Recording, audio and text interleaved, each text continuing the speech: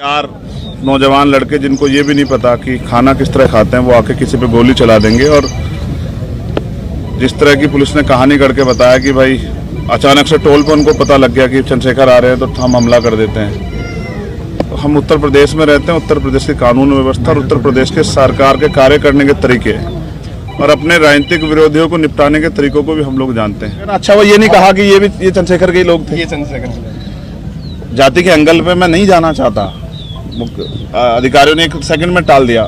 मुसलमान होता कोई गुजर जाट होता, तत्काल नाम लिख के चलाते। मुझे यूपी पुलिस की काबिलियत पे पहले से कभी शक नहीं था, लेकिन मेरा ये मानना है पुलिस सरकार की होती है और जो सरकार कहती है पुलिस उस हिसाब से काम करती है। जल्दबाजी में कुछ पुलिस की तरफ से इस तरह के बयान दिए गए जो मैं समझता हूं कि जिनकी जरूरत नहीं थी, बिना जानकारी के, बिना ब्लास्टिंग रिपोर्ट के कह देना कि गोली जो है वो 315 बोर के कट्टे से चली और हमने कट्टे बरामद कर लिए।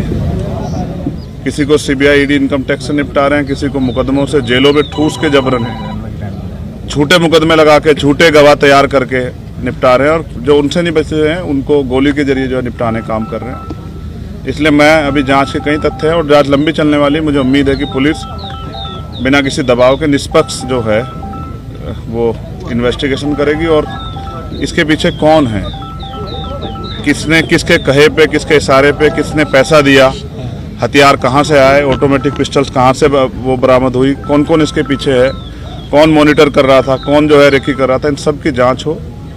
इसलिए भी जरूरी है कि आज मेरे साथ है, कल किसी और के साथ ना हो, क्योंकि उत्तर प्रदेश में विपक्ष के लोग बड़ी मजबूती से जो है अपनी लड़ाई को लड़ रहे हैं। और ये तो उत्तर प्रदेश है, यहाँ तो चुनाव सजा होने के बाद पता लगता है कि डीएम साहब के दबाव में मुकदमे लिखा गया था, बाद में वादी मना कर देता, लेकिन तब तक बहुत कुछ बदल जाता तस्वीर।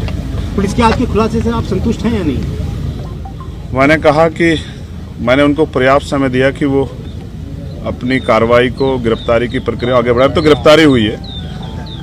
मुझे नहीं लगता कि जिन्होंने इतना बड़ा हत्याकांड, तो पुलिस ने कहा ना, आपने सुना कि भाई वो हत्या करना चाहते थे, तो जो हत्या करना चाहता था उसके पीछे कोई बड़ा कारण हो, छोटा कारण नहीं हो, जिस तरह कारण को आप हवाला दे रहे हो। और मैं लोकतांत्रिक व्यवस्था में हूँ, संविधान को मानता हूँ। मैं जहाँ तक मैं मानता हूँ, मैंने किसी का बुरा नहीं किया। आप सब लोग जानते हैं, मैंने किसी को बुरा ना कहा ना किया। मैंने प्रयास किया कि जिसके भी साथ खड़ा हो पाऊँ, जिसकी भी मदद कर पाऊँ, जिसके भी आंसू पहुँच पाऊँ। और ये मैंने सीखा अपने जो सीनियर लोग हैं उनसे। आजम भाई उनमें से एक शख्सियत है जिनसे मैंने सीखा किस तरह से लड़ाई लड़ी जाती है कमजोरों की। तो मुझे लगता है कि अभी इनको जल्दबाजी ना करते हुए, माहौल शांत है, हम लोगों ने लोगों को शांत रखा है, हमने अपील की है। उस समय ईद का त्यौहार था, हमारे कंधों पर जिम्मेदारी थी, हमने लोगों से अपील की, लोगों ने हमारी बात को माना। तो वो जल्दबाजी ना करें, बिना ब्लास्टिंग रिपोर्ट के कह देना कि गोली कौन सी, हमें पता है गोली कौन सी है। तो जल्दबाजी ना करें, सारे जो जितने भी जो तथ्य है, जितने भी जो दिशाएं, उन पर सब पे काम करें। क्योंकि जहाँ तक हम जानते हैं कि हो सकता है किसने पैसा दे के कराया हो, क्योंकि वो तो नौजवान बच्चे, उनको इतनी जानकारी नहीं है, उनको ये भी एहसास नहीं था कि ये करने के बाद क्या होगा। तो इसलिए इससे बहुत बड़ा नुकसान हो सकता था प्रदेश स्तर पे भी और देश स्तर पे भी। इसलिए मैं प्रयास करूंगा कि सरकार के दबाव में जल्दबाजी ना करें और जिम्मेदारी से जांच को आगे बढ़ाएं और सभी तथ्यों पर जांच करें। और मुझे अभी भी पुलिस के कुछ अच्छे अधिकारी हैं, उनकी कार्यशैली भरोसा है कि वो सरकार के दबाव में काम नहीं करेंगे। और उम्मीद है कि फेयर जाँच होगी और ये पता लगेगा इसके पीछे कौन है। और मैं चाहता हूं कि पुलिस को पर्याप्त समय मिले जिससे कि आसानी से वो अपने कार्य को आगे बढ़ा पाए। ये ना हो कि हम इसमें फंसे रहे, इसलिए हमने कार्रवाई को में ढिलाई बरत दी। तो आज शाम तक उसकी स्थिति 6 बजे, 6-6:30 बजे क्लियर हो जाएगी। और मेरा प्रयास रहेगा कि मैं उनको समझाने में कामयाब हो जाऊँ कि क्योंकि कावड़ का समय आ रहा है और मोह अच्छा नहीं है, नुकसान हो सकता है। मैं कोशिश करूंगा कि किसी भी तरह का जुटान ना हो। देखिए, जब आप पे हमला हुआ तो आपने ये कहा था कि हमारे सहयोगियों ने, साथियों ने उन लोगों को पहचान लिया था। तो जिस प्रकार उनके आज जो आपने देखा प्रेस वार्ता हुई, तो क्या लगता है वही व्यक्ति थे? नहीं, दिखाए नहीं। आपने देखा क्या दिखाए? आपने देखा हो तो मीडिया के लोगों ने बताओ। फोटो भी वायरल हो चुके हैं, आपने देखा हो? नहीं, पुलिस की कार्यशैली थी, फोटो किसी का दिखाते हैं, जाता कोई है, हथियार कोई होता है, लगाया कोई जाता है, पकड़ते कहीं से हैं, दिखाते कहीं से हैं। तो इतने कम समय में कट्टे से तो फायर नहीं हो सकते लगातार, और फायर 6-7 हुई है, 3 नहीं हुई है। तो मैं कह रहा हूँ ना, अभी जांच कर लें, जल्दबाजी ना करें। मैं समझता हूँ उनके कंधों पे जिम्मेदारी है, उनको सरकार को जवाब देना है, लेकिन सरकार भी ध्यान रखे कि इस तरह का माहौल ना बनाए कि लोगों में भय का। आप कानून व्यवस्था तो अच्छी कर नहीं पा रहे हो, इस तरह की बेवकूफ़ी की बातें करने से कोई फायदा नहीं। तो मुझे उम्मीद है कि पुलिस जांच के इसको सही ओर ले जाएगी और जांच को भटकाने का काम नहीं उप करेगी। मुख्यमंत्री ब्रजेश पाठक कह रहे हैं कि चंद्रशेखर तो मेरे भाई की तरह है और हम उनको सुरक्षा मुहैया कराएंगे। अब से पहले वो जिस पार्टी में रहे, हमने उस दल में काम किया, तो मेरे ऐसा नहीं, राजनीति में किसी बुरे संबंध नहीं होते हैं। तो मैं तो मुख्यमंत्री को बुरा नहीं कह रहा हूँ। वो अलग बात है कि उनके बहुत सारे कार्य ऐसे हैं जो जन विरोधी है, उनकी भाषा ऐसी है जिसको लोकतंत्र में कोई जगह नहीं दी जा सकती। लेकिन फिर भी मैं कहता हूँ कि ठीक है, उनको अपनी सरकार, जनता ने बहुमत दिया, चलाएं। और किसको सुरक्षा नहीं देनी है, किसको देनी है, तो सरकार को तय करना है। मगर अब तो पुलिस सुरक्षा में हत्या हो रही है। अपने अतीक और उससे भाई की हत्या के बारे में देखा किस तरह से हुई। पुलिस ने डिफाइन कर दिया, जस्टिफाई किया कि अपराधी थे, माफिया थे, लेकिन वो मेंबर ऑफ पार्लियामेंट भी रहे थे। फिर संजीव जीवा की हत्या, चलो उनको भी आप कर दोगे जस्टिफाई। अब चंद्रशेखर को कैसे जस्टिफाई करोगे? पिकेट 20 मीटर पे पिकेट है, पुलिस खड़ी है, और क्या इंटेलिजेंस है? अब इतने हमारे सामान्य नेता हैं, रास्ते में इनके साथ कोई हादसा हो जाए, कौन जिम्मेदारी लेगा? क्या नेता घर में छिप जाए, लोहे के बॉक्स में बंद हो जाए? तो जनता का आदमी जनता के बीच रहता है। भविष्य में ऐसी घटनाएं हो सकती हैं। जब तक पूरी कलह नहीं खुलेगी, वो आखिरी जो उनका मास्टरमाइंड वो नहीं पकड़ा जाएगा, उसको नहीं सामने करेंगे, तब तक नहीं पता। जिसने फिरौती ले रखी है, मुझे ऐसा लगता है उसकी मालिक की बात पूरी कल फिर कब आएगा। तो मैं हर खतरे के लिए तैयार हूँ, लेकिन मैं भी जनता के बीच जैसे रुकूंगा नहीं, मैं जाऊंगा जनता। पुलिस कह रही है कि जो मोटो था इनका गोली चलाने का, वो ये था कि चंद्रशेखर जो देश के अंदर अपने बयान दे रहे हैं, हम उनसे आहत थे और हम लोगों को बड़ी तकलीफ हुई।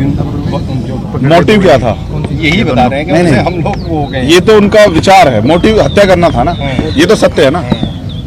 ये तो नहीं था मैंने किसी जानबूझ के करा लिया। ये तो यूपी की पुलिस है ना, सरकार। इस तरह की बात भी चली कि शायद चंद्रशेखर ने वो लेने। चलो ये तो स्पष्ट हो गया ना। अच्छा, वो ये नहीं कहा कि ये चंद्रशेखर के ही लोग थे। ये चंद्रशेखर जाति के एंगल पे मैं नहीं जाना चाहता।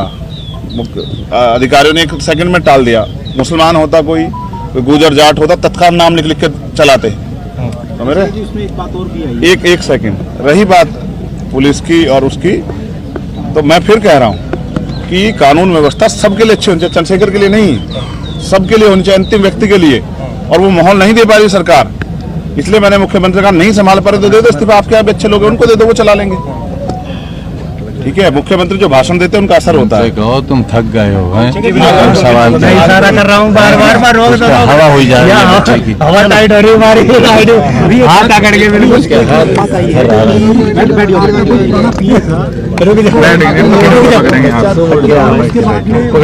सीधा कर लो, पैसे कर लो भाई मेरे।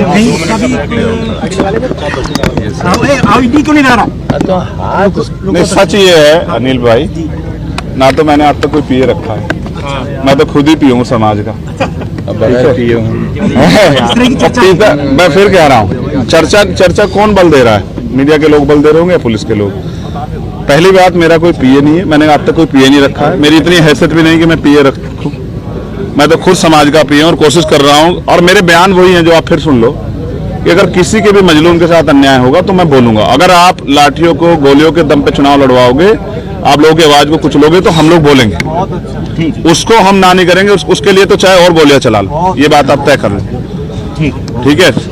हाँ बोलो, पूछो। सच की तलाश में हर वक्त रहते हैं हम बनेंगे आपकी आवाज। जनहित से जुड़ी हर वो खबर जिससे आपका सरोकार हो, सटीक और निष्पक्ष खबरों का आपको इंतजार हो, क्योंकि न हम सत्ता के करीब रहते हैं और न हम विपक्ष के पहरेदार हैं, न हम झूठ को सुनते हैं और न हम झूठ को फैलाते हैं। डंके की चोट पर हम सिर्फ सच दिखाते हैं।